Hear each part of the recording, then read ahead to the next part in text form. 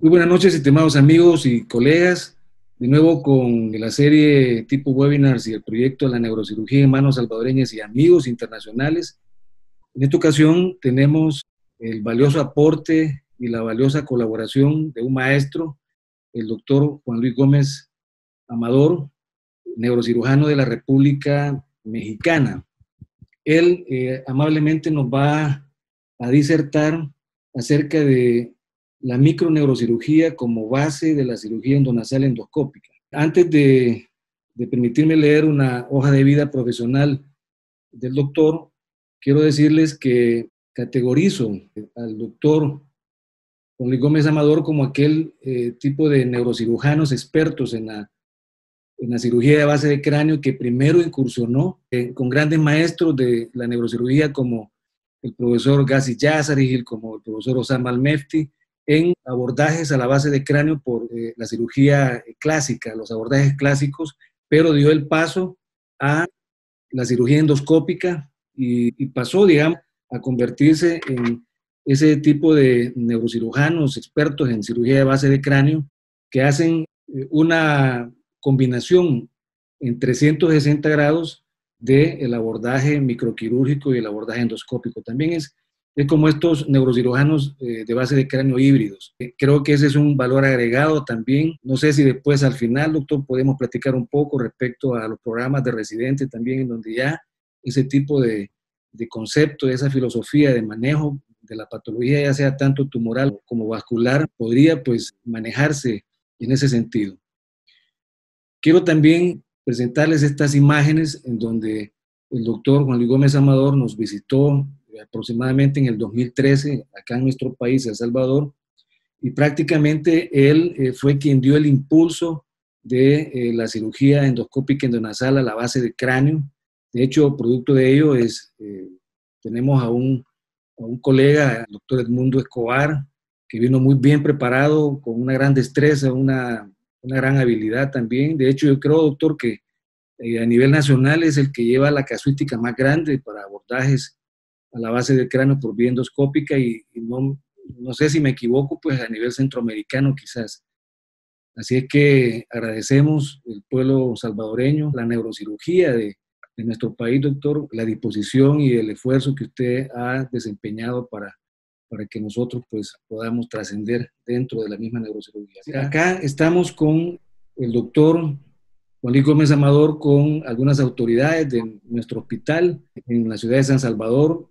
Acá estamos en un curso donde se está tratando de promover la cirugía endoscópica endonasal a la base del cráneo también. Acá alternamos como profesores en el Congreso Latinoamericano de Neurocirugía en Cancún, México, ¿verdad? Así es que nosotros como neurocirujanos le tenemos un gran aprecio al doctor y estamos honrados en que esta noche pues, nos dé luz respecto a la temática antes descrita. Paso en este momento a darle lectura a la hoja de profesional del doctor Juan Luis Gómez Amador. El doctor Juan Luis Gómez Amador es neurocirujano egresado del Instituto Nacional de Neurología y Neurocirugía. Realizó neurocirugía vascular con el profesor Ghazi Yassarigil, cirugía de base de cráneo con el profesor Osama Al-Mefti. Es profesor de neurocirugía, director y profesor titular del curso de alta especialidad en medicina en cirugía de base de cráneo y endoneurocirugía en el Instituto Nacional de Neurología y Neurocirugía Manuel Velasco Suárez en la Ciudad de México. Es miembro del Consejo Mexicano de Cirugía Neurológica, miembro titular de los comités de bioética asistencial y de investigación del Instituto Nacional de Neurología y Neurocirugía. Sin más preámbulo, cedo la palabra al doctor Juan Luis Gómez Amador. Adelante, doctor. Muchas gracias, doctor César Yáñez. Es un placer para mí poder participar con ustedes, es una gran distinción, lo cual aprecio mucho y pues les agradezco su atención. Quisiéramos compartir con ustedes parte del trabajo que estamos realizando en el Instituto Nacional de Neurología con respecto a la cirugía endonasal endoscópica. Y acordamos con el doctor César Yáñez titular la plática La microneurocirugía como base de la cirugía endonasal endoscópica. Y esto es debido a diversas circunstancias que vamos a platicar a lo largo de este tiempo que voy a compartir con ustedes. Quiero empezar con esto. Cuando dos técnicas se conjuntan,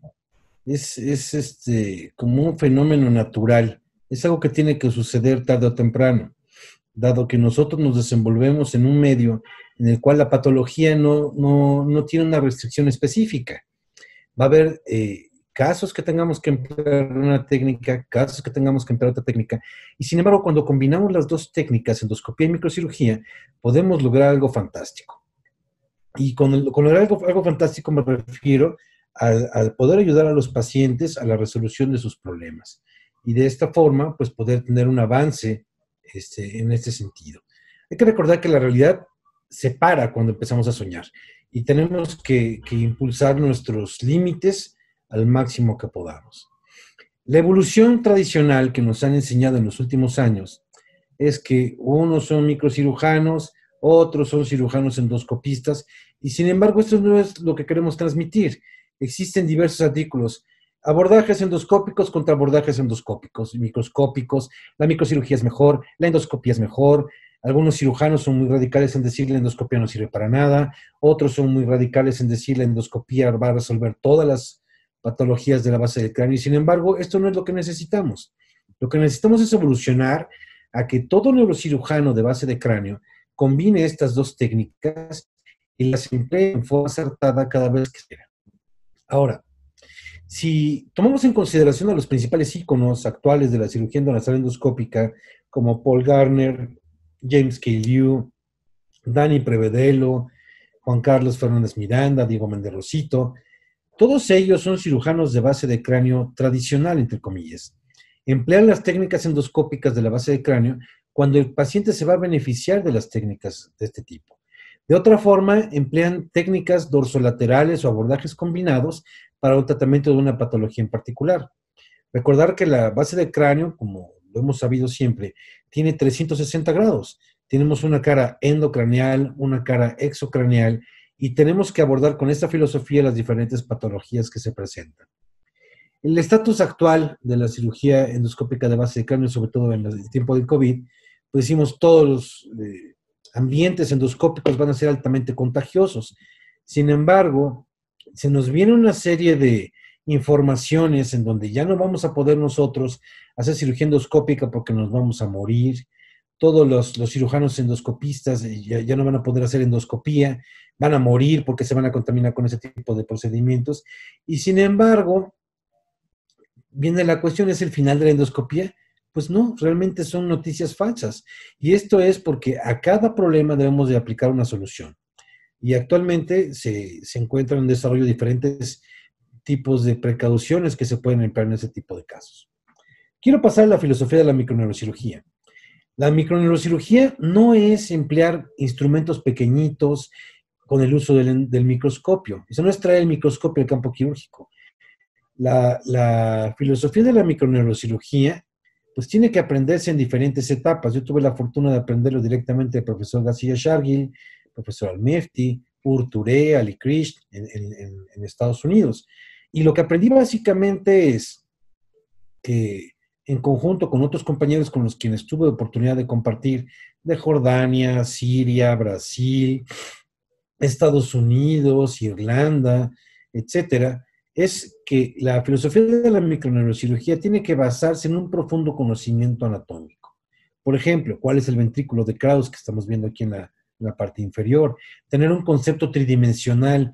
Actualmente es muy sencillo esto mediante el uso de diversas técnicas de disección, así como las imágenes tridimensionales, tractografías, etcétera, que se pueden emplear para entender mejor la anatomía de la patología que vamos a tratar. Tenemos que hacer acciones con sentido común. En la foto inferior del lado derecho de la pantalla, observamos el hecho quirúrgico después de la remoción de una neoplasia intrínseca del lóbulo temporal y con compromiso insular. Y vemos la preservación de todo el árbol vascular con fluoresceína, porque sabemos que nosotros no podemos quitar las arterias, no podemos nosotros causar un daño, cortar un nervio, son cosas de sentido común. Y tenemos que tener el coraje suficiente para realizar este tipo de maniobras, siempre y cuando lo usemos en forma juiciosa y con una preparación adecuada. Para ello, la preparación empieza en el laboratorio. Ese es el laboratorio de microneurocirugía que se encontraba en la Universidad de Arkansas en Little Rock. en donde tuvimos oportunidad de disecar diferentes especímenes, emplear el primer microscopio de Contraves que empleó el profesor Yeshargil en Zúrich en los años 60 y 70, y emplear diferentes técnicas de microcirugía vascular, preparación de especímenes anatómicos, técnicas endoscópicas, e incluso colaborar, por ejemplo, en el caso del doctor Imad Abud, que fuimos compañeros en Little Rock, con nuevas técnicas de laboratorio que simulan el espécimen cadavérico como si estuviese vivo mediante el uso de una bomba para poder tener circulación dentro de las arterias y las venas. Hacer anastomosis microvasculares permite al cirujano ser fino en el movimiento, familiarizarse con los diferentes instrumentos, y esto pues obviamente llevado a una práctica de laboratorio intensa. Hay cursos en diferentes sitios en Estados Unidos, por ejemplo el Practical Anatomy Workshop en San Luis, Missouri, en donde ahora también junto con el profesor Al-Mefty incursionamos en la introducción de técnicas endoscópicas para que esto forme parte del armamentario de los neurocirujanos en su periodo de formación. En el Instituto Nacional de Neurología y Neurocirugía, además de los diferentes laboratorios de investigación y departamentos en neurociencias, contamos con un centro de entrenamiento neuroquirúrgico avanzado. Y esto permite que los residentes puedan familiarizarse con las técnicas microneuroquirúrgicas y ahora también con las técnicas endoscópicas. En la clínica de base de Cráneo, junto con el doctor Bargés y el doctor Jesús Martínez, actualmente con la doctora Mónica Lem y la doctora Natalia Algarquito de Ecuador, tratamos diferentes patologías mediante técnicas endonasales endoscópicas.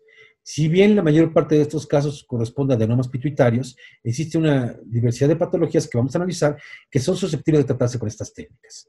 Ya sea entonces por microneurocirugía empleando el microscopio y navegando a través de los surcos y cisternas, empleando el endoscopio para visualizar ciertos ángulos que el microscopio no nos permite, con la microneurocirugía asistida por endoscopía, emplear el exoscopio con puertos endoscópicos para el tratamiento de lesiones intrínsecas o intraventriculares, y por último la cirugía de base del cráneo, en donde empleamos las fosas nasales con una técnica endonasal endoscópica para el tratamiento de diversas patologías. Lo importante es que formemos una escuela microneuroquirúrgica basada en los principios de disciplina, respeto, empleando un método adecuado, cultivar el talento de nuestros residentes o nuestros adscritos mediante un liderazgo responsable, y por último compartir el conocimiento para que este sea universal. Hay que tener en consideración, este es nuestro laboratorio de Centro de Entrenamiento Neuroquirúrgico Avanzado, donde los residentes practican anastomosis vasculares, injertos de aneurismas en ratas Wistar, la familiarización con especímenes cadavéricos cuando disponemos de ellos, el empleo de técnicas de Doppler para verificar que la anastomosis o el aneurisma se encuentran permeables. De igual forma, el manejo de la patología ósea, la disección de las fibras blancas en el laboratorio, y por último, las técnicas de endoscopía. Este modelo desarrollado por el doctor Alberto Ortega Porcayo, ex residente del instituto y con formación en cirugía de base de cráneo y en neurocirugía, permite que el residente se familiarice con estas técnicas en el laboratorio y de esta forma llega al quirófano de forma mejor preparada. Y la doctora Natalia Alvear en un espécimen haciendo unas observaciones en abordajes transorbitarios, empleando modelos ya descritos, en este caso por el doctor Juan Bargés, en la Universidad de Pittsburgh, en donde con diferentes profundidades podemos simular los accesos endonasales endoscópicos. Tenemos que perfeccionar las técnicas, saber poder disecar, respetar los planos aracnoideos y de esta forma hacer la eliminación, en este caso de un meningioma clinoideo, preservando las estructuras, la carótida interna, el óptico, la cerebral anterior, la media, el parénquima encefálico, mediante el empleo adecuado de diferentes instrumentos, en este caso siguiendo la técnica del profesor Al-Mefty. En cirugía endoscópica endonasal existen diferentes niveles de complejidad quirúrgica. Descritos originalmente por el grupo de Kazam en la Universidad de Pittsburgh, nosotros hemos modificado este nivel de complejidad. Lo más sencillo es tratar una fístula de líquido cefalorraquídeo, la parte inicial es el abordaje quirúrgico para la mayor parte de las patologías de base de cráneo tratadas mediante estas técnicas. la fosa pituitaria para el tratamiento de adenomas, el plano esfenoidal, el tubérculo celar para el tratamiento de meningiomas, la órbita, la fosa pterigopalatina o infratemporal para el tratamiento de schwannomas trigeminales, incursionar en las cisternas, en la fosa interpeduncular o a través del clivus para el tratamiento de craniofaringiomas, cordomas o adenomas pituitarios, o el tratamiento de enfermedad multicompartamental, como pueden ser cordomas o nasoangiofibromas juveniles.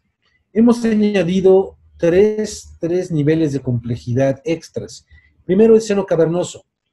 Hay ocasiones en las cuales es indispensable el acceso al seno cavernoso a través de técnicas endonasales endoscópicas para el tratamiento sobre todo de adenomas pituitarios y algún otro tipo de casos. Patología vascular, un punto muy controvertido, pero muy útil en el tratamiento de aneurismas paracrinoideos, descritos en la literatura aneurismas de comunicante anterior, de la arteria basilar o la arteria vertebral.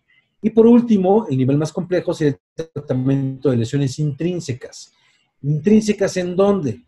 Hay descritos tratamientos para amartomas hipotalámicos mediante técnicas endonasales endoscópicas, muy controvertido, o el tratamiento de lesiones del tallo encefálico, sobre todo cavernomas, metástasis e incluso neoplasias intrínsecas de la región ventral del puente. Ahora, podemos dividir nosotros las técnicas endoscópicas de base de cráneo en dos planos, un plano coronal y un plano sagital. En el plano sagital tenemos acceso a la fosa anterior, a la fosa media y a la fosa posterior mediante diversos módulos anatómicos. Y en el plano coronal vamos a tener lesiones que podemos abordar en la línea media, en el compartimento paracelar, en el compartimento transorbitario o mediante abordajes transmaxilares, ipsi o contralaterales. Es importante que conozcamos las estructuras anatómicas en estas disecciones realizadas en el laboratorio de la Universidad de Pittsburgh por el doctor Aldo Aguiluz. Observamos la preservación del pedículo vascular que va a nutrir la mucosa nasoseptal y que nos va a permitir a nosotros realizar un colgajo pediculado nasoseptal para reconstruir el defecto que estamos dejando una vez que hacemos nuestra disección. Es importante aquí destacar la amplia exposición que se requiere a nivel del rostrum del esfenoides, porque el rostrum del esfenoides es el punto de partida para hacer más grande nuestro abordaje y poder acceder hacia diferentes tipos de lesiones. Aquí vemos la técnica del colgajo reverso para tratar de preservar la función de la mucosa del septum nasal. La reconstrucción es muy compleja. Hay reconstrucción multicapas, como la que estamos viendo acá, en la cual empleamos duragen, fascia lata, un fragmento de hueso y un colgajo pedicular nasoseptal para poder realizar este tipo de reconstrucciones. En otras, simplemente un colgajo pediculado nasoseptal, o en algunas ocasiones, en patología más compleja, empleamos colgajos de pericráneo e injertos de grasa para hacer la reconstrucción. En fosa anterior, es muy útil el colgajo de pericráneo en algunas ocasiones, el colgajo pediculado nasoseptal y una reconstrucción multicapas. Para la región celar, la mayor parte de las veces, una reconstrucción multicapas con colgajo nasoseptal es suficiente. Y para el manejo de la fosa posterior, como los abordajes transclivales, realizamos una reconstrucción multicapas con un injerto graso y un colgajo pediculado nasoseptal. La evolución que vemos nosotros de diferentes técnicas, desde las técnicas de Dandy, Yashargil, por tomar algún ejemplo, hasta las técnicas de mínima invasión que han sido descritas por nuestro grupo y por otros grupos, con el abordaje meterional, por ejemplo, nos ejemplifican cómo tenemos que ir evolucionando. Y para ello tenemos que hacer una selección adecuada del paciente, tener un abordaje multidisciplinario, un equipo adecuado y escoger el corredor quirúrgico más apropiado para cada patología. Recordando que los compartimentos del sistema nervioso se generan desde el periodo embrionario y tenemos que hacer en la medida de lo posible una preservación de estos límites que se presentan en cada patología para no invadir territorios ajenos. La fisura silviana, principio básico de la disección microneuroquirúrgica. Es importante conocer estructuras nerviosas, vasculares, arteriales y venosas, y los nervios que van a estar asociados a cada fisura, a cada surco y a cada compartimento en específico. Una apertura extendida de la fisura silviana nos permite el acceso a lesiones a nivel intraventricular, a nivel de los núcleos grises centrales, a nivel de las estructuras temporomesiales, etc. De tal forma que entonces, si tenemos esto como ejemplo, este cavernoma localizado en los núcleos grises centrales puede ser abordado mediante un acceso terional izquierdo, transilviano, transinsular, haciendo una disección amplia de las cisternas. Vemos aquí la apertura de la fisura silviana, la identificación de las ramas M2 de la arteria cerebral media y un acceso directo transinsular para hacer la disección de esta lesión que corresponde con un cavernoma. Al final del procedimiento, el campo quirúrgico se encuentra limpio con preservación de las estructuras vasculares que estamos observando. La paciente en el periodo postoperatorio sin contingencias. Si traspolamos nosotros este principio básico, en cirugía endonasal endoscópica, el inicio de nuestra técnica va a ser a través del seno esfenoidal. Tenemos que conocer de tal forma entonces los septos dentro del seno esfenoidal que pueden ser múltiples, pueden estar ausentes, pueden ser únicos, y que hasta un 69% de las ocasiones se dirigen específicamente para terminar en la carótida interna paracribal o paracelar. Estar familiarizados con las estructuras durales, los senos venosos, intercoronarios, senos cavernosos, plexo basilar, y orientarnos por diferentes módulos, transcelar, celar, transclival, paracelar, y reconocer que detrás de esa dura madre se encuentran estructuras importantes como el aparato visual, las carótidas internas, arterias hipoficiarias superiores e inferiores, y la propia glándula pituitaria. Un ejemplo para que podamos entender cómo es un acceso endonasal endoscópico. Aquí tenemos expuesto el rostrum del esfenoides. Hacemos la remoción del septum nasal posterior para emplearlo después como parte de nuestra reconstrucción y hacemos un fresado extenso. En este caso vamos a tratar una lesión pontina ventral. Hacemos la remoción en bloque del rostrum del esfenoides y ampliamos la sección hacia el piso del seno esfenoidal. Vemos ya en el fondo los septos del seno esfenoidal. Vemos aquí el piso del seno esfenoidal y en este caso una apertura de la aponeurosis basifaringea para poder extender nuestro abordaje hacia la región del clivus medio y el clivus inferior. El empleo de presas telescópicas cortantes y de diamantes permite al cirujano una exposición adecuada del tejido óseo que tiene que ser removido. En este caso, del clivus medio y el clivus inferior. Para descubrir la dura madre, vemos aquí sangrado del plexo basilar, que es fácilmente controlado con una espuma hemostática o con la combinación de Gelfam con trombina o con agua. Para descubrir la arteria basilar y la cara ventral del puente. En este momento hacemos la apertura de la lesión, la evacuación del hematoma asociado al cavernoma y tenemos que ser cuidadosos y emplear una técnica muy meticulosa para hacer la remoción de lo que correspondió con un cavernoma pontino ventral. En una jovencita en la cual, una vez que se logra la descompresión, tenemos que garantizar que en el lecho quirúrgico no se encuentre ningún fragmento del cavernoma. Si nosotros quisiéramos emplear cualquier otro tipo de acceso quirúrgico, podemos hacerlo. Sin embargo, en este caso, la situación más natural es hacerlo a través de un abordaje endonasal endoscópico, porque la lesión se encuentra inmediatamente en la superficie, como vimos en el video. Una reconstrucción multicapa garantiza que no vayamos a tener la presencia de una fístula de líquido cefalorraquídeo en el periodo postoperatorio. La paciente al quinto día postoperatorio, con integridad de los nervios craneanos, la resonancia magnética con una exéresis total de la lesión, y a los 2 meses postoperatorio ya en su casa, jugando con su sobrina y sin ningún déficit quirúrgico en el periodo postoperatorio. Otro caso, un cavernoma mesencefálico izquierdo. Hemos aprendido del profesor Touré el acceso transcerebeloso, transtentorial, supracerebeloso, transtentorial, perdón, para el acceso a este tipo de lesiones. Yo empleé en este caso un abordaje terminal izquierdo, transilviano, transurco insular inferior y transcoroideo con resolución completa de la patología, empleando técnica microneuroquirúrgica. Un cavernoma talámico izquierdo, un abordaje occipital, interhemisférico posterior paraesplenial, con remoción exclusiva de la lesión sin daño a las estructuras neurales adyacentes. Otro caso, un cavernoma pontino izquierdo, empleando corredores naturales, una craneotomía suboccipital media superior, mediante un abordaje supracerebeloso directo a la lesión, con remoción completa de la lesión, sin un déficit postoperatorio agregado. ¿Qué hemos aprendido en cirugía endonasal endoscópica? Una vez que retiramos la lesión que corresponde, por ejemplo, en este caso un cordoma, aquí podemos ver un acceso directo a las estructuras ventrales del puente. La arteria basilar, hemos realizado aquí la remoción de la dura madre infiltrada por el cavernoma, y entonces lo entendemos como un corredor quirúrgico directo para las patologías que se asientan en esta región.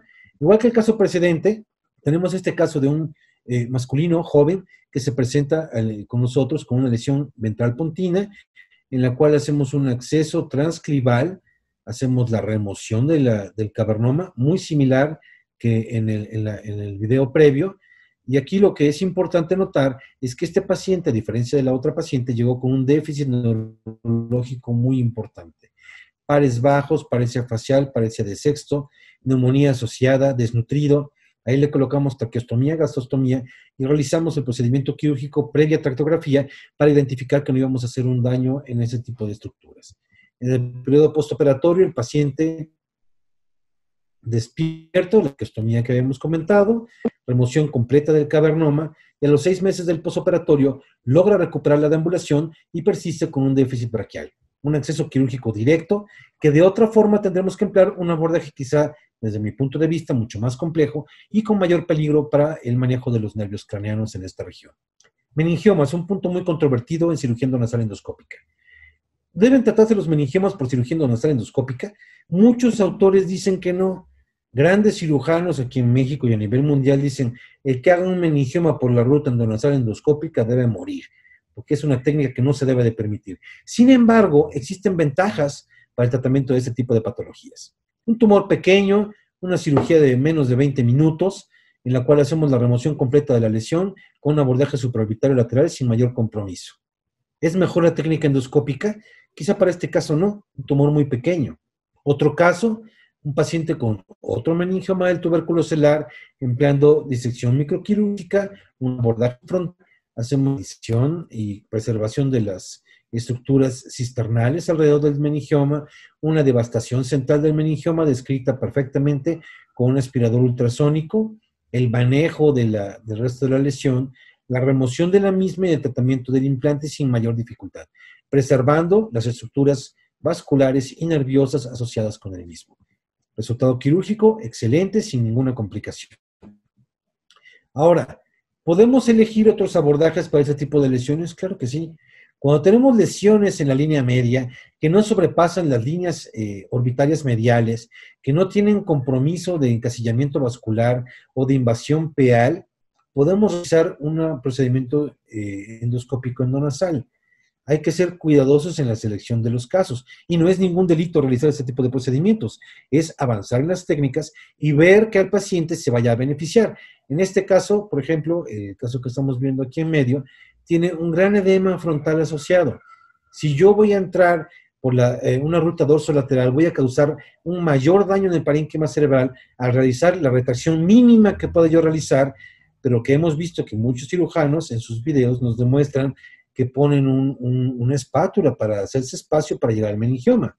Entonces, teniendo una técnica adecuada, podemos hacer la remoción de la lesión sin perturbar el tejido nervioso. Existen diferentes algoritmos y vamos a considerar abordajes exterional, supraorbitarios, endoscópicos endonasales, etcétera, según las características de cada tipo particular de lesión. ¿Cómo lo hacemos? Abordaje endoscópico endonasal, hacemos la remoción del plano esfenoidal y tubérculo celular, a veces en bloque, a veces con fresado, y en este momento logramos la devascularización de la lesión. Estas lesiones se nutren por las arterias etmoidales posteriores. Cuando nosotros descubrimos la dura madre, hacemos la hemostasia de esta dura madre e inhibimos la irrigación vascular de estas lesiones. Logrado esto, accedemos a la lesión y entonces encontramos una lesión muy inocente, completamente avascular, de color blanquecino, grisáceo, de muy fácil manejo, logrando la remoción completa del implante, la remoción del tejido tumoral, la disección del árbol vascular de la arteria comunicante anterior que estamos viendo en este momento. Empleamos coagulación bipolar, corte, para realizar las diferentes maniobras, igual que lo hacemos en un abordaje subfrontal. Aquí nos auxiliamos con algunas cucharillas. ¿Y cuándo debemos de ofrecer este tipo de procedimientos? Cuando sabemos que vamos a lograr un Simpson grado 1. Si yo sé que no voy a ser capaz, por la extensión lateral de la lesión, de realizar la remoción completa de la lesión, entonces debo emplear un abordaje combinado o debo de emplear un abordaje dorsolateral. Reconstrucción multicapas, sustituto de dura madre, fascia lata, colgajo pediculado nasoceptal y un sellante de fibrina para lograr una reconstrucción adecuada sin fístula del líquido cefalorraquídeo. El resultado es similar que el caso precedente. solo que ahora la diferencia fue que hubo una mínima manipulación del aparato visual, hubo una preservación del infundíbulo pituitario y de la glándula pituitaria, y no hubo ninguna manipulación en el tejido de la región frontovasal. ¿Este caso es susceptible de tratarse por técnicas endoscópicas endonasales? Sí, sí es susceptible. Y sin embargo, aquí incluso muchos autores, incluyendo un servidor, consideramos que a veces la reconstrucción puede ser mucho más compleja, en algunos casos requiriendo un colgajo pediculado de pericráneo para una patología que podríamos pensar que se puede resolver en forma muy fácil mediante un abordaje subfrontal. Tomando el ejemplo, vamos a hacer el análisis de cómo hacemos la remoción en estos casos. Un colgajo pediculado grande, en algunas de las ocasiones incluyendo el piso de la fosa nasal, para poder reconstruir en forma apropiada el defecto que dejamos en este tipo de lesiones. Realizado el abordaje, hacemos un acceso hacia el seno esfenoidal para de ahí partir hacia la región de la lámina cribosa y de la pared posterior del seno frontal. Hacemos la disección ósea sin mayor dificultad, hacemos la coagulación de las arterias etmoidales posteriores y anteriores y hacemos un fresado con fresa de diamante para extender nuestro abordaje. Una vez que logramos esto, exponemos la dura madre y podemos realizar la remoción del tumor como si estuviéramos realizando la remoción de un meningioma de la convexidad, cortando la dura madre alrededor y realizando la disección microquirúrgica apropiada en los límites de la lesión. Adelantando un poco más el video, diferentes partes de la disección, logramos nosotros la exposición completa, la remoción de la lesión y una reconstrucción multicast que puede ser más difícil, sobre todo conforme más nos acerquemos hacia la región del lóbulo, del seno frontal. 3 meses postoperatorio, no hay daño en el tejido encefálico, remoción completa de la lesión y se ve la reconstrucción en forma adecuada sin mayor dificultad. Técnicas de reconstrucción combinadas en fosa craneal anterior. Empleamos nosotros el pericráneo y lo podemos emplear para colocar un colgajo pediculado por arriba del piso de la fosa anterior, una vez reconstruido con una malla de titanio, y un colgajo que se inserta a través de la glabela para cubrir en la parte inferior y de esta forma reforzarlo con un colgajo pediculado de mucosa nasoseptal. Técnicas complejas de reconstrucción para casos complejos. Entonces vemos aquí un caso, un meningioma de la fosa craneal anterior con un compromiso nasal importante en el cual requerimos hacer una cirugía extensa, entonces hacemos un abordaje combinado. Una cranotomía bifrontal con un colgajo de pericráneo vascularizado, vemos el compromiso óseo que presenta este paciente, hacemos la remoción del tumor con un acceso transversal convencional sin mayor dificultad y lo vamos a completar con un acceso endonasal endoscópico, como estamos viendo aquí, el endoscopio viene desde la nariz, una vez que realizamos la remoción de esta parte inferior del tumor, que corresponde también con meningioma, con una extensión hacia las fosas nasales. Esto es infrecuente, no es la mayor parte de los casos, pero tenemos que reconocer las diferentes técnicas. Aquí realizamos una técnica de reconstrucción mixta con la colocación de un parche de fascia lata, la colocación de una malla de titanio y el reforzamiento de la reconstrucción mediante el empleo de un colgajo de pericráneo por arriba y un colgajo pediculado nasoseptal por abajo, y de esta forma lograr una reconstrucción quirúrgica adecuada de este defecto. El mismo caso, el postoperatorio. Otro caso, una displasia fibrosa en un paciente con un adenoma de hipófisis productor de hormona de crecimiento, en el cual empleamos un abordaje transvasal extendido. En este caso, hacemos la remoción de la displasia fibrosa con técnica microquirúrgica en bloques. Hacemos la identificación de la fosa pituitaria para tratar el adenoma de hipófisis asociado a este síndrome de McCone-Albright. Y realizamos la técnica epidural como lo haríamos con la técnica endonasal endoscópica hasta visualizar la aracnoides que protruye a través del defecto. Una vez que realizamos esto, con la remoción completa de la adenoma de hipófisis, vamos a realizar una reconstrucción mixta por capas empleando una malla de titanio y un colgajo de pericráneo como en el caso precedente. Este es un neuroblastoma. Empezamos con la disección de la patología que se encuentra en las fosas nasales con el equipo de neurotología, el doctor Alfredo Vega, la doctora Marita Palma, que nos abren un corredor al quitar con el uso del microdebridador la patología que se encuentra en las fosas nasales y entonces nos permite a nosotros acceder hacia la base del cráneo y hacia la región orbitaria medial para lograr la remoción completa de este tipo de lesiones. Aquí, en los estacionaroblastomas, tenemos que considerar que debemos realizar una exéresis radical con límites oncológicos, como estamos viendo en diferentes secciones, ampliando la disección, realizando la remoción de grandes fragmentos de tumor que se encuentran alojados en la región de la base del cráneo anterior. Con ello podemos lograr nosotros la identificación de diferentes estructuras que nos permitan la remoción completa de la lesión y tener márgenes negativos de la mucosa olfatoria, siendo radicales en la resección. Aneurismas intracraneanos. Técnicas endoscópicas en aneurismas. La patología tiene que entenderse y tiene que estudiarse en el laboratorio, comprender la anatomía vascular, comprender los corredores quirúrgicos, ir del concepto quirúrgico al quirófano. En este caso, aneurismas múltiples, tratados en sala híbrida, con técnica microneuroquirúrgica convencional, en este caso guiado con road mapping transoperatorio, para tratamiento de aneurismas múltiples. La fisura silviana contralateral. Cuando accedemos en el abordaje terminal clásico, abrimos todas las cisternas y ahora extendemos la disección a las cisternas contralaterales. Yashargi realizó esto por primera vez, escrito en el libro de Microneurosurgery, en el tomo 2, en 1984. Y de ahí, diferentes autores han tratado aneurismas bilaterales mediante abordajes únicos. Quizá los trabajos más conocidos sean los de Atos Alves de Sousa o los trabajos del profesor Ernest Niemi. En el instituto hemos empleado estas técnicas. Ahora, en este caso tenemos tres aneurismas en espejo de la arteria cerebral media y un aneurisma ventral de la carótida interna contralateral. Abordaje terional convencional. Y si hemos quitado el tubérculo celular para el tratamiento de meningiomas, ahora vamos a quitar la porción lateral del tubérculo celular para identificar este aneurisma hipoficiario y realizar un clipaje directo de la carótida interna contralateral. Una vez tratados los aneurismas de la cerebral media, observamos clip ipsilateral, clip contralateral en la carótida ventral y clip contralateral fenestrado en el aneurisma de la arteria cerebral media contralateral, empleando un abordaje único. Disección amplia de las cisternas.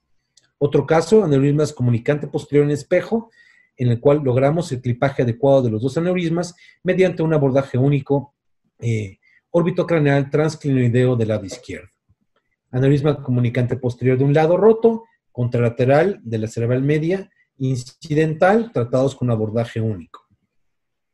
Aneurismas en espejo del segmento comunicante posterior, realizando una disección amplia de las cisternas, logramos nosotros identificar el aparato visual, la carótida interna contralateral, el aneurisma y la arteria comunicante posterior contralateral. Entonces, hacemos un arresto circulatorio inducido con adenosina, colocamos un clip fenestrado que salva el origen de la comunicante posterior y oblitera el cuerpo del aneurisma. Un remanente aneurismático que va a ser sellado mediante la colocación de un segundo clip. El tratamiento del aneurisma ipsilateral sin mayor dificultad y la angiotomografía postoperatoria con obliteración de ambos aneurismas sin ningún compromiso. En el caso de aneurismas en espejo de la arteria cerebral media, como podemos ver aquí, hacemos una disección amplia de las cisternas, hacemos el acceso hacia la cisterna quiasmática contralateral y entonces vamos a realizar la apertura del valle silviano contralateral en esta mujer de 48 años, Hundiges 2, Fisher 4, con aneurismas en espejo de la bifurcación de la arteria cerebral media empleando un abordaje terional izquierdo. Debe realizarse este tipo de procedimientos siempre y cuando las condiciones clínicas del enfermo lo permitan y las condiciones transoperatorias sean las adecuadas para lograr un manejo adecuado en este tipo de casos.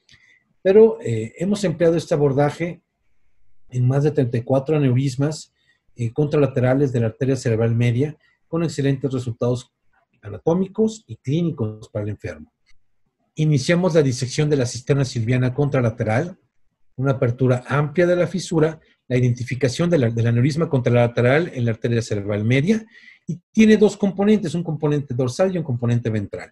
El ventral fácilmente identificable, el dorsal hacemos una movilización de la arteria cerebral media para identificar un lóbulo accesorio de este aneurisma y entonces realizamos un clipaje con dos mini clips, uno colocado en un lóbulo y el otro en el lóbulo que se encuentra en la bifurcación de la arteria cerebral media, como podemos ver aquí. ¿Cómo podemos garantizar que no estamos causando un daño en estos casos? berberidine-indocianina, fluoresceína o angiotensoperatoria. En este caso, con berberidine-indocianina podemos identificar la arteria cerebral media, las lentículas estriadas y la preservación de todos los vasos asociados al aneurisma. La angiotomografía postoperatoria nos va a demostrar la obliteración de ambos aneurismas sin mayor dificultad. Y el tratamiento del aneurisma ipsilateral también sin ninguna complicación. ¿Tenemos algún problema en el avance de la plática? Un segundo, por favor. Claro, doctor. Si nosotros logramos el tratamiento integral de estos pacientes, ¿cuál va a ser el papel que juegue la endoscopía en el tratamiento de lesiones vasculares? Este es el estudio de imagen de control del aneurisma que presentamos previamente, con obliteración de ambos aneurismas sin mayor compromiso clínico para el enfermo. Aquí vemos un aneurisma contralateral, la visión endoscópica, una verificación para estar completamente seguros de que estamos preservando un tronco temporal temprano en el caso de aneurismas en espejo de la arteria cerebral media, en el cual en el contralateral empleamos una técnica endoscópica para la visualización de ese punto que necesitamos, que no lo logramos con el microscopio. Aneurismas comunicante posterior bilateral, ahora vamos a emplear una técnica endoscópica para la visualización del clipaje que estamos realizando, asistido con endoscopía en un procedimiento microquirúrgico convencional. Un masculino de 62 años de edad, con hemorragia subaracnoidea, un Diges 2, Fisher 2. Empleamos un abordaje órbitocraneal, un abordaje órbitocraneal del lado del aneurisma consangrado. Realizamos la identificación del aneurisma contralateral, el clipaje del mismo. Después regresamos a tratar el aneurisma ipsilateral y ahora introducimos el endoscopio en el corredor contralateral para verificar el adecuado clipaje de los dos aneurismas sin mayor problema. Una paciente con un aneurisma gigante trombosado de la arteria basilar, ahora un abordaje transclival extendido, en el cual hacemos la apertura de la dura madre y la descompresión de los trombos intraneurismáticos, en este caso, que había sido tratado previamente con la colocación de stents y coils en el aneurisma, y una vez descomprimido el saco, realizar la obliteración mediante el empleo de múltiples clips del saco aneurismático. Aquí el objetivo no era tratar la lesión vascular como tal, sino el efecto de masa de los trombos dentro del aneurisma mediante una trombectomía intraneurismática. Un aneurisma hipofisiario de la carótida interna, en el cual hacemos un clipaje del aneurisma mediante una técnica endoscópica endonasal en sala híbrida.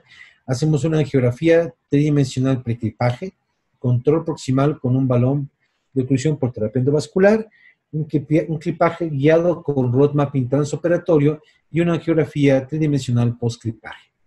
Y lo que estamos observando es, una vez que identificamos el aneurisma, el nervio óptico por arriba, la hipófisis por abajo, un clipaje directo con control vascular proximal y guiado con road mapping transoperatorio en una forma muy sencilla con un clip recto sin mayor dificultad. Angiotensoperatoria inmediata, obliteración completa del aneurisma. ¿Vale la pena realizar esto en los aneurismas intracraneanos? Quizá en casos selectos, como en este caso en particular. Otro tipo de aneurismas más complejos tiene que evaluarse la utilidad de este tipo de accesos, dado que los abordajes dorsolaterales ofrecen muchas ventajas que no se pueden obtener en algunos casos por cirugía endoscópica endonasal. La paciente en el postoperatorio sin mayor déficit clínico. Adenomas de hipófisis. Prácticamente, en la actualidad, creo que la técnica endoscópica ha demostrado ser muy superior en el porcentaje de exéresis tumoral, así como en la remisión de los casos de actividad bioquímica, como puede ser acromegalia o Cushing para este tipo de patología. Los adenomas de hipófisis pueden ser muy variados. Nuestra población tiende a presentar adenomas de gran tamaño, que pueden incluso comprometer la fosa media, la fosa anterior, el compartimento intraventricular. Y para cada uno debemos de seleccionar la técnica adecuada. En este caso, quiero demostrarles la técnica microquirúrgica para el tratamiento de un meningioma clinoideo. Aquí hacemos una remoción de la clinoides anterior, la descompresión intratumoral del meningioma mediante aspiración ultrasónica, los diferentes pasos de la disección a nivel de la fosa media para poder eliminar esta gran lesión, separándola de las estructuras vasculares que están comprometidas, en este caso la arteria cerebral media, la arteria cerebral anterior y la arteria carótida interna, para proseguir a realizar la devastación completa del implante tumoral y con ello la resolución del meningioma, el paciente en el postoperatorio, 3 semanas después, deambulando con ausencia completa de la lesión. ¿Y esto qué tiene que ver con adenomas de hipófisis? Lo primero que podríamos pensar. Tiene que ver el acceso al seno cavernoso en casos selectos. En este caso, otro meningioma, realizamos un peeling de la fosa media, lo vamos guiando con navegación transoperatoria, tenemos respuestas trigeminales asociadas al manejo de la arteria carótida interna, lo hacemos con la técnica microquirúrgica convencional, vemos ahí la carótida interna cavernosa, nos extendemos hacia el componente que se extiende hacia la órbita y realizamos la remoción completa de la lesión, como podemos ver en la tomografía postoperatoria. ¿De qué nos sirvió esas técnicas? En este caso, un adenoma de hipófisis, un masculino de 52 años, tratado previamente con un abordaje transcraneal, un abordaje microscópico transepto esfenoidal y operado por un servidor de un abordaje transversal endoscópico. Y ahora se presenta con cefalea y ptosis palpebral. Un compromiso del seno cavernoso, en este caso, en el cual decidimos emplear ahora un abordaje dorsolateral. Hacemos el corte del pliegue meningo orbitario, la remoción de la clinoides anterior, un fresado extenso, para que nos pueda abrir todo el compartimento. Hacemos un peeling de la fosa media, que vamos a limitar hasta la salida de la segunda rama del trigémino, y con ello poder tener un espacio suficiente para trabajar. Hacemos una apertura dural diagonal, identificamos la carótida interna, el nervio óptico, y sabemos que la lesión se va a encontrar entre la carótida interna y el trígono del oculomotor. Entonces lo que hacemos es una apertura del techo del seno cavernoso y hacemos un curetaje y aspiración directo de la lesión, sabiendo que estamos preservando los nervios de la pared lateral del seno cavernoso al hacer un abordaje a través del techo del mismo. ¿Es suficiente esta técnica? Consideramos que no. Y entonces, empleando endoscopía transoperatoria, guiada con navegación, hacemos la remoción de esos fragmentos de tumor que se escapan a la visión del microscopio. Entonces, introducimos el endoscopio para verificar, ahí vemos el trígono del oculomotor, extendemos más la disección dural en el techo del seno cavernoso, y al introducir el endoscopio observamos algunos fragmentos de tumor que todavía tienen que ser removidos para poder dejar el lecho quirúrgico completamente libre de tumor en este caso. Resultado postoperatorio lo podemos ver del lado derecho, remoción completa de la lesión con preservación funcional y sin afectar los nervios craneanos en la pared lateral del seno cavernoso. A considerar accesos endoscópicos al seno cavernoso, obviamente la posición de las arterias carótidas internas y su relación que guardan con la fosa pituitaria. Es indispensable que distingamos cuándo existe una real invasión del seno cavernoso y cuándo es solamente una pseudoinvasión por una compresión de las paredes mediales del seno cavernoso. Recientemente hemos descrito la técnica transelar lateral para el abordaje del seno cavernoso con técnicas endoscópicas endonasales. Existen descripciones transmaxilares contralaterales o el abordaje transpterigoideo de Giorgio Frank para estas lesiones. Nosotros preferimos un abordaje transelar lateral, similar al que ocupa Fernández Miranda, con algunas modificaciones, para el tratamiento de lesiones que comprometen el seno cavernoso. Lo publicamos recientemente, nuestros resultados, más del 80% de curación en seno cavernoso, empleando ciertos equipos indispensables como puede ser la estimulación, la neuromonitorización y el empleo de Doppler transoperatorio para identificación de la carótida interna, lo cual es básico en estos casos. Acromegalia con compromiso del seno cavernoso, hacemos la remoción total de la lesión, un abordaje transmaxilar contralateral, en este caso, vemos nosotros en el centro la región de la fosa pituitaria y vamos a hacer, aquí vemos los screenshots de navegación, estamos en la línea media y ahora nos vamos a extender al compartimento paracelar, estamos explorando aquí, haciendo la apertura lateral a la carótida interna, identificando la masa tumoral recordando que los adenomas de hipófisis la mayor parte de las veces son lesiones fácilmente aspirables, estimulación para la identificación del sexto nervio craneano y un curetaje de la sección del seno cavernoso que vamos a ver ahorita en los screenshots de neuronavegación transoperatoria. Vemos aquí cómo estamos ya en la parte lateral de la lesión, dentro del seno cavernoso, y al estar ocupado el seno cavernoso, obviamente, pues no tenemos un compromiso de sangrado importante. Y detenerlo al final del procedimiento quirúrgico, cuando se liberan la llegada de los senos petrosos, elevamos la cabeza del paciente y empleamos una espuma hemostática sin mayor dificultad. Remoción de la pared medial del seno cavernoso y una comunicación entre la región celar y el seno cavernoso en su compartimento anterior con remoción completa de la lesión. Otro caso, un paciente con un compromiso discreto del seno cavernoso con acromegalia en donde tenemos que hacer radicales. Vemos cómo la lesión se extiende dentro del seno cavernoso en forma importante. Hacemos una descompresión central de la lesión por la ruta endonasal endoscópica transelar y hacemos una exposición del compartimento lateral para realizar una remoción completa de la lesión.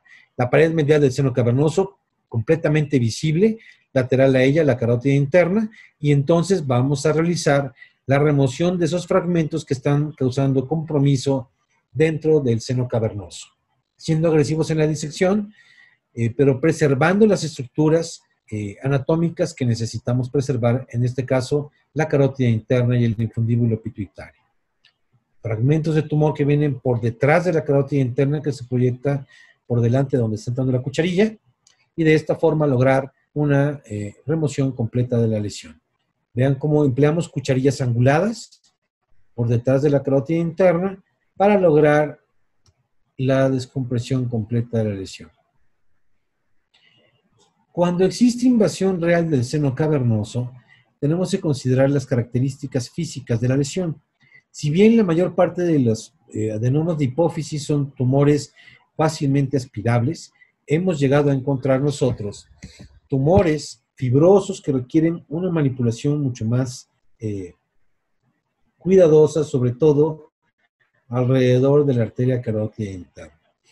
Entonces, en este caso, tenemos un tumor que compromete el seno cavernoso, lateral a la carótida interna, con un encasillamiento mayor del 67%, una ausencia de la pared lateral, de la pared medial del seno cavernoso, y entonces, haciendo la disección, vamos a identificar nosotros en la porción medial una descompresión central y después vamos a acceder por la pared anterior del seno cavernoso, desplazando la carótida interna para realizar la remoción de la lesión.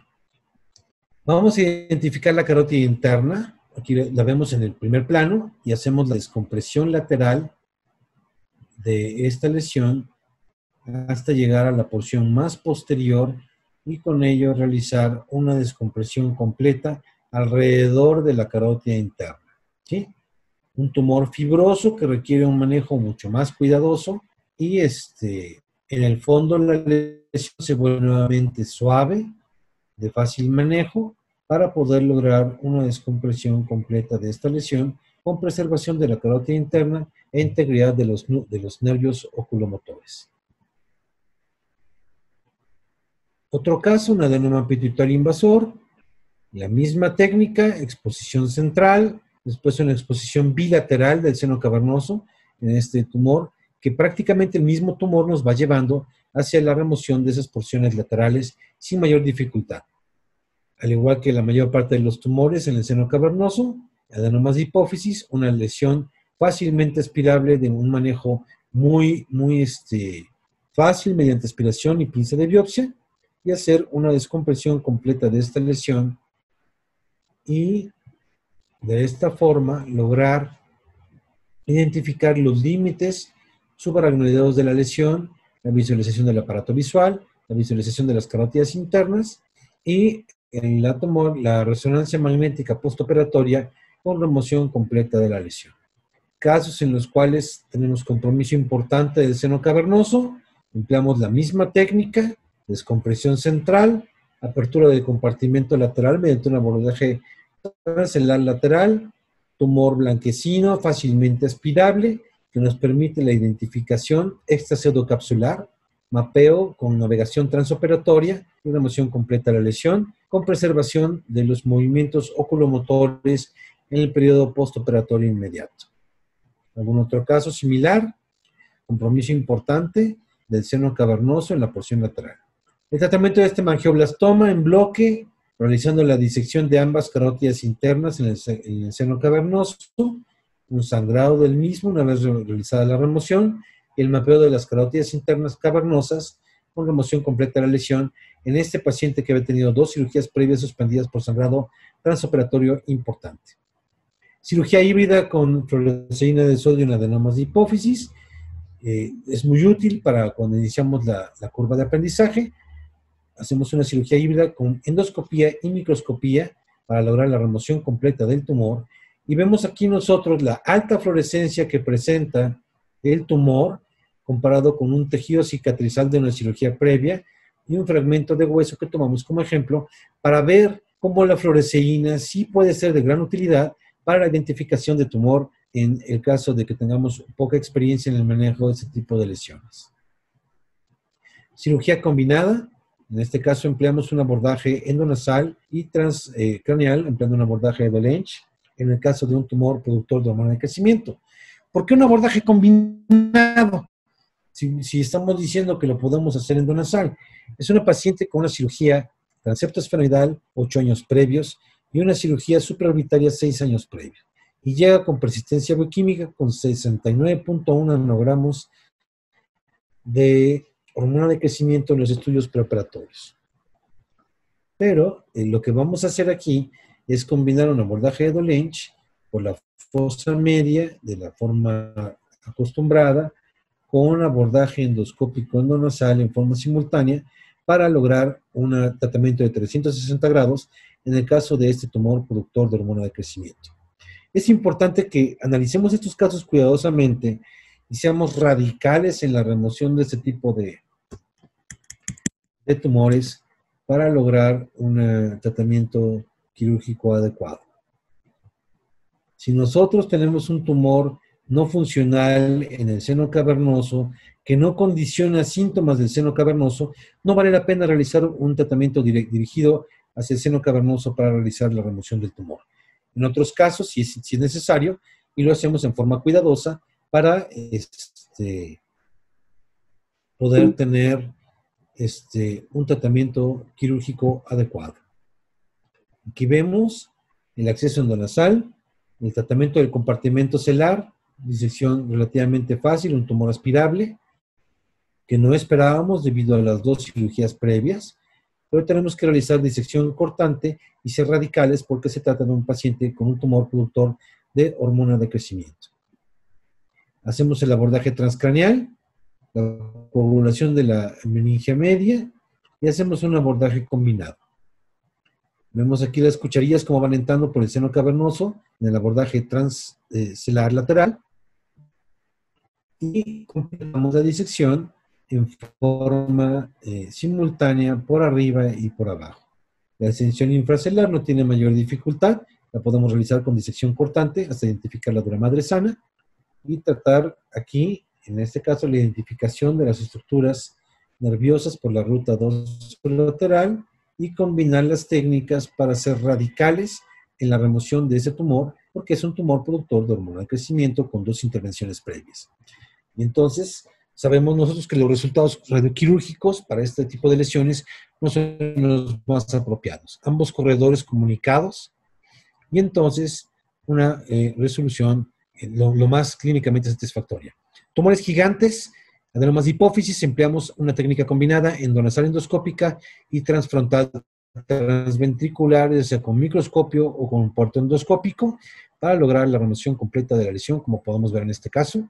Otros casos similares, técnica combinada, endonasal endoscópica y transfrontal transventricular o transcallosa transventricular para realizar la remoción de tumores de gran tamaño que se encuentran localizados en la línea media. Schwannomas.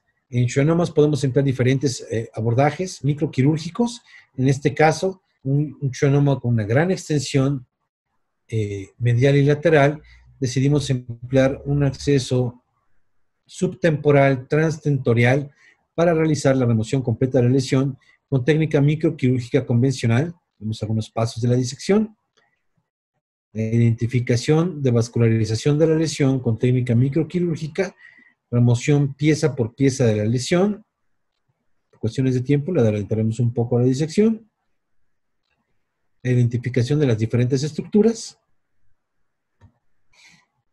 Y siendo cuidadosos y meticulosos en la preservación de las estructuras de la porción medial, logramos nosotros la descompresión pieza por pieza. Realizamos una descompresión intratumoral con aspirador ultrasónico que nos permite el manejo de esos fragmentos de tumor que ya hemos disecado de la periferia en forma adecuada y sin comprometer las estructuras mesiales, que en este caso va a tratarse del mesencéfalo, la arteria cerebral posterior y la arteria cerebelosa superior. La técnica microquirúrgica nos provee todo lo que necesitamos para realizar la descompresión de esta lesión y ser radicales en el manejo de la misma. Una lesión benigna que se puede realizar la remoción completa, la hemostasia y la resonancia magnética postoperatoria con ausencia de lesión tumoral en el periodo postoperatorio.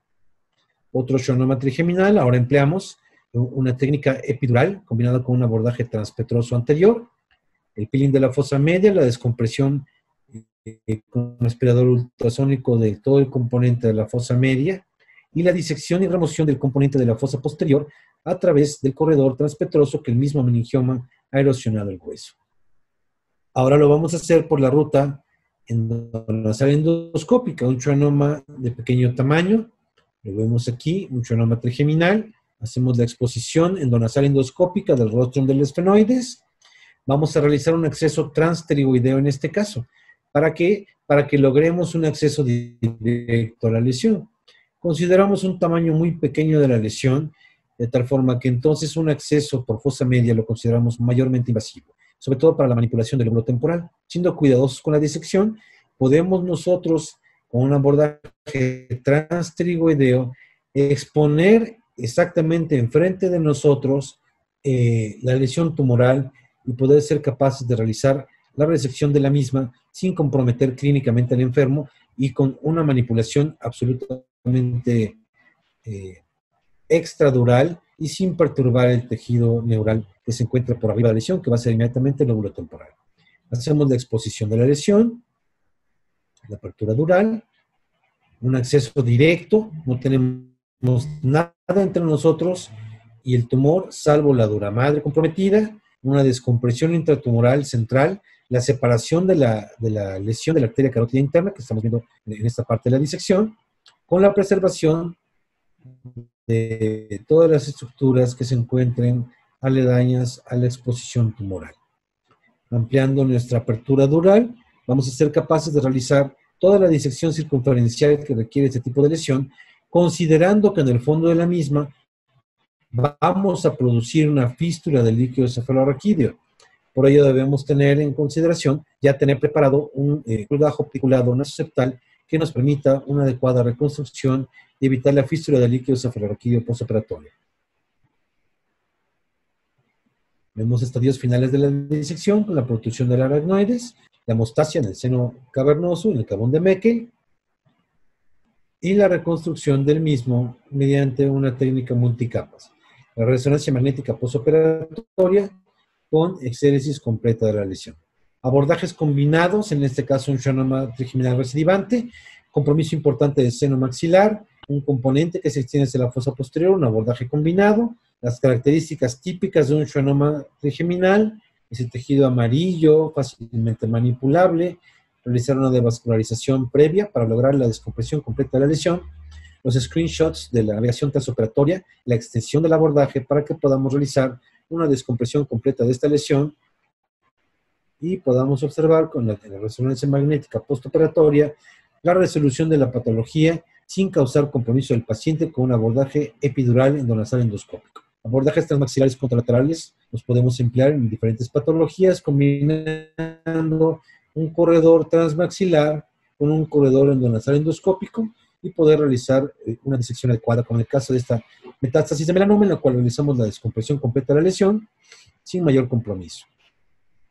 Abordajes extendidos hacia el clivus inferior, vemos la trompa de Eustaquio, la fosa de Rosenmüller, vemos una lesión lateral, y entonces aquí extendemos nuestro corredor quirúrgico para poder tomar la porción inferior de la lesión, en este caso un cordoma, y poder realizar la descompresión de la misma. Hay que ser radicales en la remoción del hueso que se encuentra comprometido por cordoma. En este caso nos interesa particularmente la identificación de la arteria carótida interna a nivel cervical para poder lograr una descompresión completa de la lesión. El tumor de muy fácil manejo, aspirable, lo traemos con cucharillas, aspiración y pinza de biopsia, y entonces tenemos que completar la exposición de esta lesión mediante la apertura del seno esfenoidal y poder comunicar ambos espacios, región paracelular, carótidas internas paraclivales, el clivus, vamos al piso del seno esfenoidal y comunicamos nosotros mediante el fresado del rostrum del esfenoides la porción superior del tumor con la porción inferior del mismo. Siendo radicales en la remoción de hueso, podemos extender nosotros la disección desde la arteria carótida interna cervical hacia la carótida interna petrosa y paraclival, y de esta forma ser radicales en la remoción de esta lesión que corresponde con un cordoma de clivus, como podemos ver aquí. Vemos la dura madre clival, ya libre de tumor, y vamos a emplear un endoscopio angulado con instrumentos angulados para las porciones más laterales de la lesión hasta que podamos identificar el tejido sano que se encuentre alrededor. El empleo de los endoscopios angulados requiere cierta familiarización, en este caso un endoscopio de 30 grados, la introducción del mismo, el manejo del mismo y la visualización de las estructuras, en este caso la carótida interna que estamos observando inmediatamente en la parte anterior de nuestra exposición. De esta forma, lograr la descompresión completa de esta lesión. Se vienen los abordajes endoscópicos transorbitarios. La experiencia es todavía limitada, sobre todo para schwannomas trigeminales. Se pueden tratar cavernomas, meningiomas, hemangioblastomas, empleando corredores laterales o corredores mediales, dependiendo de donde queramos dirigir nuestra disección. En el laboratorio hemos identificado estructuras como el nervio óptico, la carótida interna, el polo temporal, la pared lateral del seno cavernoso, el piso de la fosa media y la superficie frontovasal. Y combinándolo con técnicas dorsolaterales, podemos hacer una disección extensa dependiendo del tipo de patología. Creo que todavía se encuentra en evolución las técnicas transorbitarias, pero hay que considerarlas como parte de la evolución quirúrgica y ver si realmente van a tener un lugar o no en el tratamiento de este tipo de lesiones. Actualmente, habíamos comentado en un principio, existen ciertas formas de proteger al personal médico de una propagación de una infección por COVID-19. En el instituto, la doctora Natalia Alvear y la doctora Mónica Leen se encuentran en un proyecto de una mascarilla especial para proteger al personal de la dispersión de aerosoles durante la realización de procedimientos endoscópicos endonasales. Creo yo que la cirugía endoscópica de la base de cráneo es microcirugía aplicada mediante el endoscopio como el instrumento de visualización, que lograr una curva de entrenamiento aleatorio. Análisis de la orientación modular anatómica nos indicará el abordaje individual para cada paciente. Y recordar que no todas las patologías de base de cráneo son susceptibles de tratarse mediante técnicas endoscópicas. Creo que eso es todo por el momento, doctor Llanes. No sé si nos encontramos en tiempo. Un agradecimiento a la familia de residentes y fellows del instituto. Muchas gracias. Excelente, doctor Juan Luis Gómez Amador. Una charla por demás completa y que creo que, bueno, con la enorme casuística que ha demostrado y a través de un mínimo acceso abordar diferentes patologías, tanto tumorales como vasculares. No sé si comparte la opinión, doctor, que la endoscopía endonasal a la base del cráneo va ganando terreno de manera galopante y probablemente sea el futuro. ¿Qué opina al respecto, doctor? Claro, yo creo que lo que en un principio se manejó como técnicas de mínima invasión, decíamos. Pues realmente si le preguntamos a un otorrino, cuando quitamos los cornetes, si hacemos una decisión, va a decir, es lo máximo invasivo que yo he visualizado. Creo que la filosofía es tratar de ser directos a la lesión. Ahora estamos empleando técnicas menos invasivas para el septum nasal, accesos directos al rostro entre los esfenoides, la utilización de colgajos reversos para la preservación de la mucosa nasal. Y creo que sí, ciertamente, hay patologías que son susceptibles de tratarse con técnicas endoscópicas. Vimos algunos casos de microcirugía asistida con endoscopía, técnicas combinadas, y ciertamente la mayor parte de estos casos son raros, ¿sí? O sea, patologías multicompartimentales de gran tamaño que requieren un manejo muy agresivo, son raras. Lo más común que es el adenoma de hipófisis celar y supracelar, que no tiene compromiso del seno cavernoso, que es fácilmente aspirable y que representa más del 75% de los casos. Y creo que ahí sí tenemos que ser agresivos en la técnica, emplear la técnica y tener los beneficios de una técnica que ha demostrado ser superior a la técnica microquirúrgica. Pero yo soy microcirujano, me considero microcirujano, y entonces, yo digo, yo logro lo mismo con técnica endoscópica que con técnica microquirúrgica. Hay diferentes análisis en la literatura en los cuales, obviamente, si están escritos por cirujanos endoscópicos, entre comillas, dicen la endoscopía superior, mayor porcentaje de exéresis, mayor remisión bioquímica. Y técnicas escritas por microcirujanos en las cuales los resultados son iguales. Creo yo que tenemos que evolucionar nosotros como cirujanos. No existen cirujanos endoscopistas, no existen microneurocirujanos, existe cirujano de base de cráneo, existe el neurocirujano. Y el neurocirujano tiene que emplear todas las técnicas disponibles a su alcance para lograr un resultado clínico adecuado para el enfermo. Si yo no sé hacer técnicas endoscópicas y tengo un paciente que se va a beneficiar de una técnica endoscópica, le hablo a Edmundo Escobar. Y entonces que él me enseñe, que trabajemos juntos y que le proporcionemos al paciente un beneficio. Edmundo no sabe la técnica del abordaje transpetroso. Entonces va y le habla al doctor Yáñez, por favor, ayúdeme con este abordaje transpetroso. Creo que ahora el manejo multidisciplinario nos permite a nosotros desprendernos del ego y decir qué le conviene a mi paciente. Una técnica combinada, entramos los dos juntos. Una técnica endoscópica, entramos los dos juntos. Una técnica dorsolateral compleja de base de cráneo, entrar en equipo y proveer al paciente la mejor técnica para un resultado adecuado, ¿no? Creo que ya esos términos de pelea entre endoscopía, microcirugía, yo soy endoscopista, tú eres microcirujano, eso no existe. Y como ejemplo, pues tomo a Paul Garner, Fernández Miranda, Prevedelo, nosotros mismos, empleando las técnicas convencionales y ahora también técnicas endoscópicas sin mayor dificultad, ¿no? Perfecto, doctor. Muy de acuerdo con usted respecto a trabajar en equipo y que estas técnicas de endoscopía deben de ser utilizadas como herramientas para que el neurocirujano que se va a dedicar a la cirugía de base de cráneo pueda utilizarlas para beneficio propiamente del paciente también. Doctor, y esos tumores de extensión celar y paracelar que involucran el seno cavernoso, cuando trabajan lateralmente y esqueletonizan prácticamente la carótida interna, nunca han tenido problemas con el sexto par, que pasa lateral al segmento cavernoso de la carótida interna. Sí, recientemente lo platicaba con el doctor Fernández Miranda. Número 1, la glándula pituitaria y el seno cavernoso. Tenemos que saber distinguir cuál es el límite entre las dos áreas, porque son dos áreas completamente diferentes. Claro. Mucha controversia respecto a la pared medial del seno cavernoso, pero sí existe esta, la hemos visto en múltiples cirugías. Entonces, yo mismo he tenido evolución en el manejo de este tipo de lesiones. Al principio, todos nuestros pacientes hacemos una monitorización exhaustiva del tercero, cuarto, sexto nervios craneanos. Y lo que empezamos, monitorización con estimulación para identificar el sexto nervio craneano. Hay una cosa bien importante.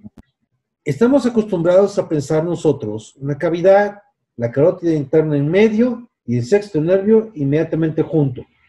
Y entonces decimos, así se tiene que presentar. Sin embargo, lo que hemos observado en los adenomas de hipófisis es que se desplazan las estructuras. El tercer y cuarto nervio se quedan arriba, desplazados por el tumor. y el sexto nervio craneano se va al piso del seno cavernoso y se va lateral, porque la lesión viene de la región occipital. Entonces, no hemos observado lesión del tercer nervio craneano. Yo tuve una paciente con una paresia de tercer nervio craneano transitoria postoperatoria que se resolvió antes de que la paciente fuera dada de alta del hospital 7 días después de la operación. Entonces, no hemos encontrado esos hallazgos. Ahora, sí hay que ser meticulosos en la disección. Ahora, existen diferentes módulos dentro del seno cavernoso. Fernández Miranda describe 3 compartimentos, nosotros describimos 4, 2 superiores, 2 inferiores, que van a rodear a la carótida interna. Y la mayor parte de las veces, los compartimentos comprometidos son el compartimento anterosuperior y anteroinferior. Y ahí tenemos que tener cuidado, sobre todo, en la porción medial, con el sangrado de la arteria hipofisiaria inferior. En la porción lateral no tenemos mayor dificultad, pero sí es necesario el empleo de instrumentos angulados, sobre todo cuando queremos acceder hacia la región posterior, prácticamente en el ápex petroso. Excelente, doctor. En otros webinars he tirado también la pregunta respecto a estos accesos endoscópicos y a lo que todos temen, pues una lesión vascular de un vaso de alto flujo. Ustedes, en lo particular en el instituto, ya tienen un protocolo, doctor, para poder manejar, por ejemplo, una lesión de un vaso como la arteria carótida interna o la arteria basilar en el momento justo. Le digo esto porque he visto trabajos de India, por ejemplo, donde operan centenares de pacientes. De hecho, en Mumbai, en el Instituto de Neurociencias, este 28 de agosto, hay precisamente un congreso de complicaciones de cirugías vasculares en cirugía de base de cráneo también.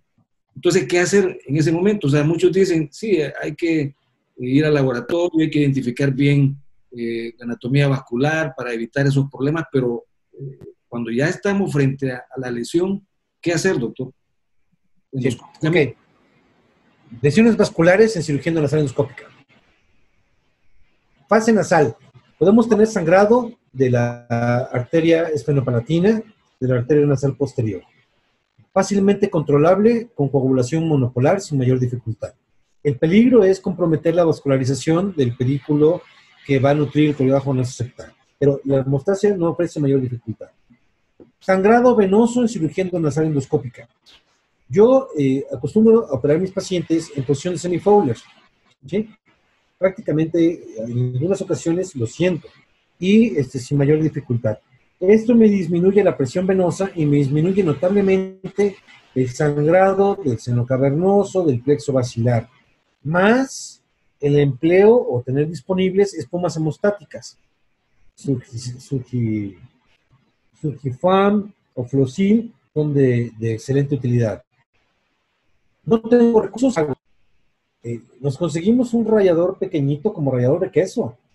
Rayamos el gel foam, lo metemos en una jeringa y le ponemos solución salina o trombina, dependiendo de lo que dispongamos, y hacemos una mezcla bastante líquida que aplicamos directamente en el sitio del sangrado venoso.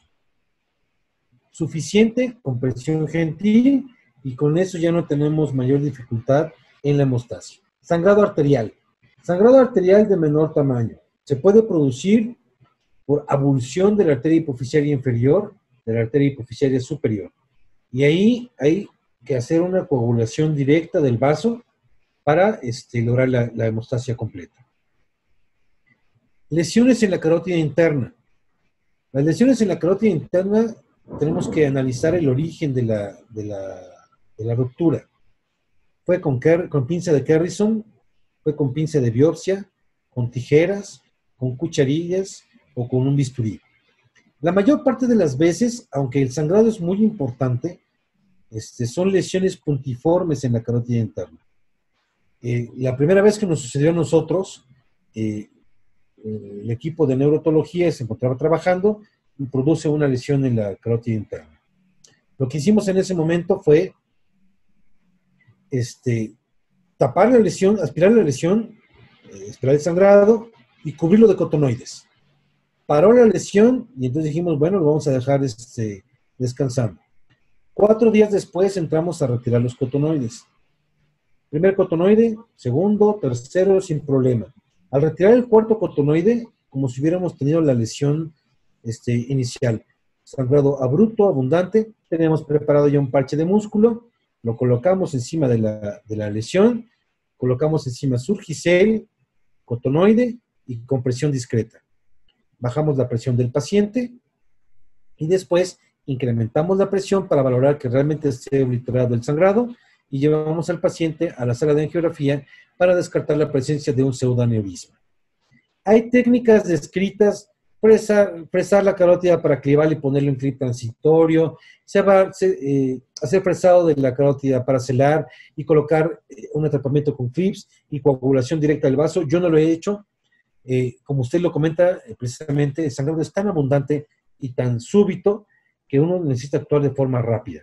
Y lo que hemos hecho nosotros, considerando las lesiones puntiformes, es obtener un fragmento de músculo, ya sea de la pared abdominal o de la pared lateral del muslo, en forma inmediata, y colocar el parche muscular y hacer todo este protocolo de manejo de la presión. Hipotensión, hipertensión para corroborar que no exista sangrado, y al final cubrir toda el área con un empaquetamiento con algún pegamento de fibrina. Abulsiones arteriales, frontoorbitaria, AICA, en el periodo transoperatorio, son de muy difícil manejo y requieren la identificación directa del sangrado y electrocoagulación de la misma. No podemos realizar una reconstrucción vascular como lo haríamos en un abordaje dorsolateral.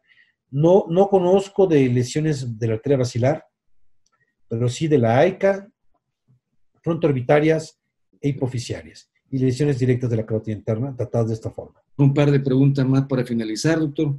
Por ejemplo, en estos abordajes endoscópicos donde planean tratar una patología vascular, aneurismas gigantes, etcétera, siempre se acompañan del equipo de terapia endovascular, es decir, para valorar, le escuché que hacen como una especie de road mapping también para poderse guiar y valorar, colocar, si es necesario, por ejemplo, balones para ocluir preaneurismáticamente al aneurisma y en ese momento valorar su clipaje, ¿verdad? Siempre hacen eso, ya está eso normado, doctor, en su departamento.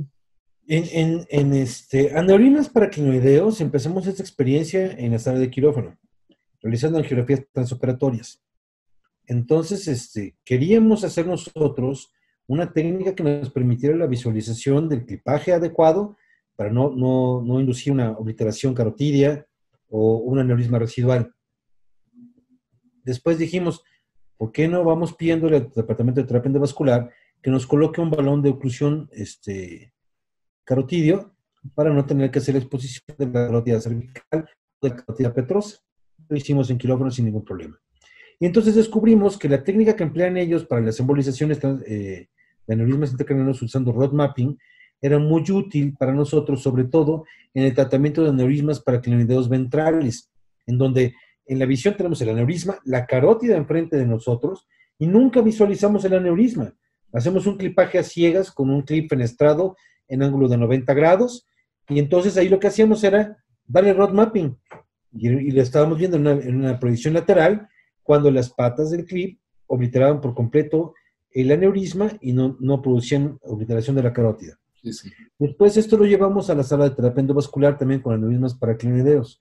Y en casos muy selectos, tratamos este aneurisma gigante de la arteria basilar, pero no para tratamiento vascular, sino para tratamiento del efecto de compresión por la gran cantidad de trombos. Algún otro caso similar, un aneurisma vertebrobasilar, también gigante, con trombos importantes, con compresión del bulbo raquídeo, un abordaje transcribal dirigido para descompresión del saco aneurismático. Y en el caso de aneurisma paraclinoideo medial, lo que hicimos fue decir, bueno, pues vamos endoscópico endonasal, en sala híbrida, lo guiamos con road mapping, empleamos un balón de oclusión y tenemos un resultado clínico satisfactorio. Creo que quizá de todos los aneurismas, los más complejos en los paraclinoideos, precisamente porque existen algunos puntos que pueden permanecer oscurecidos en la visión del cirujano. Y las técnicas de verde endocianina o fluoresceína no permiten la identificación de algunos defectos que se pueden estar produciendo durante el clipaje porque no los tenemos bajo la visión directa. Y la angiografía transoperatoria sí nos proporciona ese beneficio. Entonces, yo creo que a pesar de las nuevas técnicas de fluoresceína intraoperatoria o verde endocianina intraoperatorio, para algunos aneurismas particularmente mediales y ventrales de la carótida interna precrinoidea, creo que la angiografía sí tiene un papel importante en este caso, ¿no? Perfecto, doctor. Interesante al inicio de esta cuarentena, en la pandemia, el tabú de que por el fenómeno de aerosolización del virus del COVID-19 ya iba a quedar proscrita la cirugía endoscópica endonasal, pero también es interesante el dispositivo que está diseñando su colega ahí en el instituto, doctor. Sí. Eso ya está patentado, se puede ya utilizar en otras partes, por ejemplo, como en otras partes de Latinoamérica. Sí, no, todavía lo tenemos en desarrollo. Estamos Ah, platicando con los ingenieros, perfeccionando la máscara, etcétera. Ahora, lo que sí es cierto, hay muchos mitos. sí. Entonces, dijeron, es porque la cirugía es endonasal, entras por la nariz y el virus está en la nariz. Se ha demostrado la presencia del virus en líquido cefalorraquídeo, en sangre, etcétera.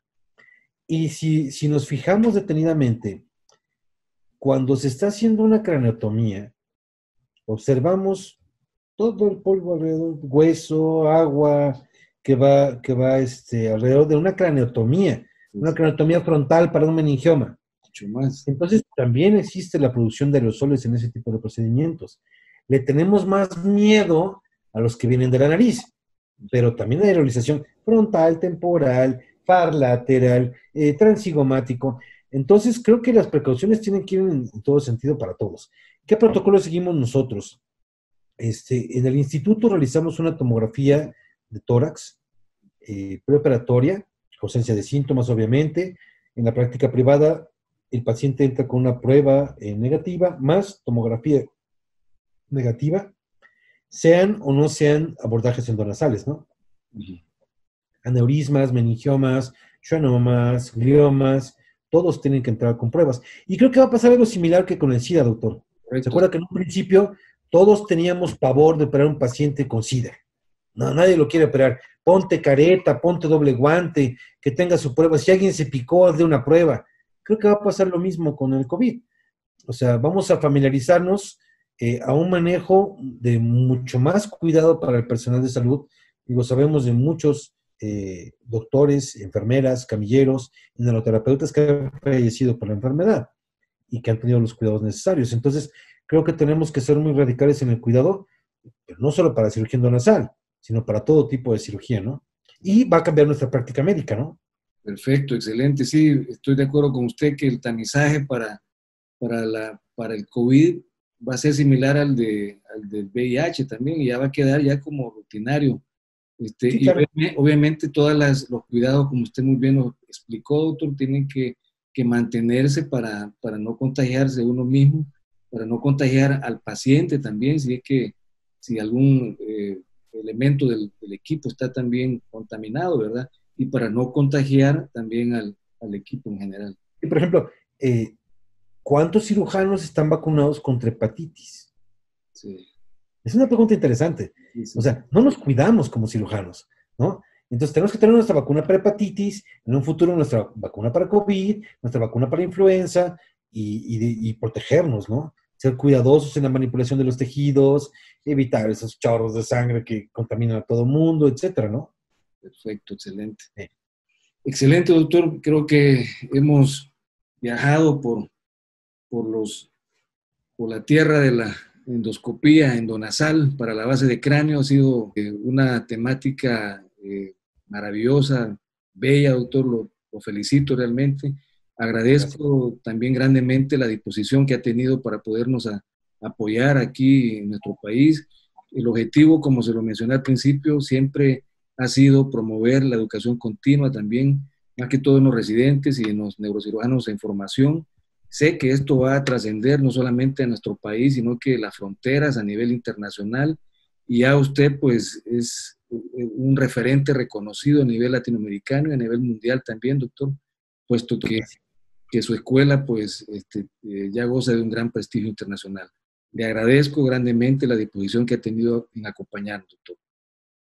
No. Yo le agradezco, doctor César. La verdad es una oportunidad muy agradable poder compartir con ustedes, aunque sea en línea, esperando la oportunidad de poder darnos un abrazo personalmente.